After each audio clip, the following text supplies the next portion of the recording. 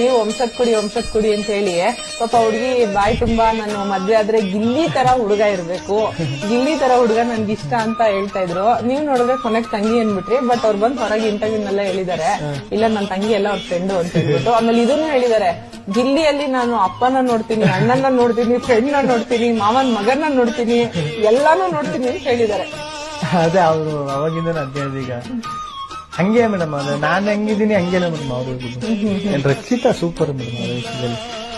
ಈಗ ಒಂದು ಸತಿ ಅವರು ಫಿಕ್ಸ್ ಆಗ್ಬಿಟ್ರೆ ಇವರು ನನ್ನ ಫ್ರೆಂಡು ಅಂದ್ರೆ ಇವರು ನನಗೆ ವೈಫ್ ಮ್ಯಾಚ್ ಆಯ್ತದೆ ಇವ್ರ ಜೊತೆ ನನಗೆ ಅಂದ್ರೆ ಅವ್ರಂಗ್ ಕೊನೆವರೆಗೂ ಬಿಟ್ಕೊಡೋದೇ ಇಲ್ಲ ರಕ್ಷಿತಾ. ಅಂದ್ರೆ ನನ್ಗೆ ಈ ಸಖತ್ ನಾನು ಒಂದ್ಸತಿ ಹೇಳಿದೀನಿ, ನಮ್ಮ ತಾಯಿ ನೆನಪೈತಾರ ಅವ್ರು ನೋಡಿದಾಗೆಲ್ಲ ಅಂತ.